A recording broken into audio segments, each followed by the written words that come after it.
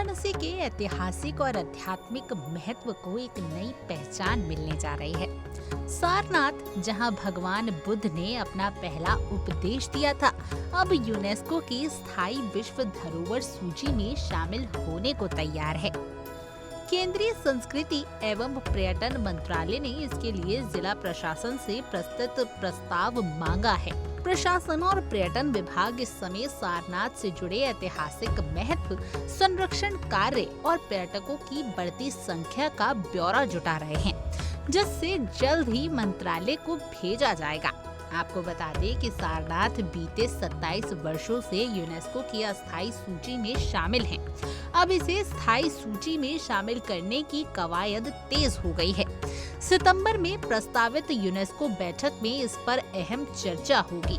फिलहाल उत्तर प्रदेश से सिर्फ ताजमहल को ही विश्व धरोहर का स्थायी दर्जा प्राप्त है।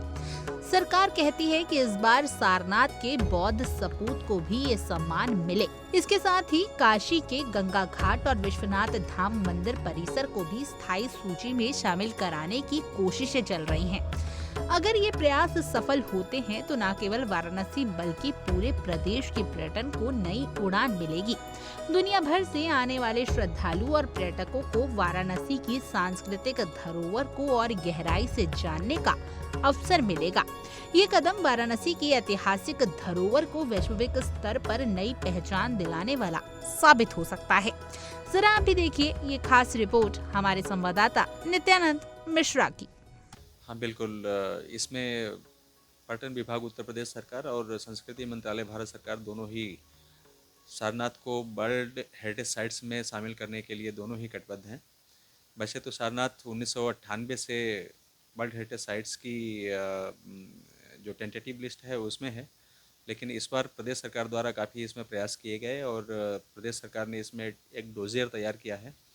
उस डोजियर के माध्यम से हमने पर्यटन मंत्रालय, संस्कृति मंत्रालय भारत सरकार को हमने प्रस्ताव भेजा और संस्कृति मंत्रालय भारत सरकार ने 2025-26 में नॉमिनेशन के लिए सारनाथ का यूनेस्को में फाइल किया है और इस पर कार्रवाइयाँ बड़े स्तर पर चल रही हैं। यहाँ पर लोकल लेवल पर आयुक्त महोदय द्वारा भी कई बैठकें की जा चुकी हैं और उन बैठकों में संबंधित विभागों को आवश्यक निर्देश भी मंडलायुक्त महोदय ने दिए हैं कि जो वर्ल्ड हेरिटेज साइट्स होती हैं तो उनके लिए क्या रूल्स एंड रेगुलेशंस होते हैं। ये सारा पूरा वर्कआउट हो चुका है, इस पर बृहद स्तर पर तैयारी चल रही है और इसमें जो यूनेस्को की प्रोटेक्टेड मॉन्यूमेंट्स, हेरिटेज मॉन्यूमेंट्स के ऊपर जो एडवाइजरी बॉडी है आईकॉमास, उसके एक्सपर्ट भी सितंबर माह में सारनाथ का भ्रमण करेंगे। हमें उम्मीद है कि हम बहुत जल्दी ही सारनाथ को इस बार यूनेस्को की वर्ल्ड हेरिटेज साइट में हम शामिल कराने के लिए सफल होंगे। सर, इसके अलावा काशी के कई घाट और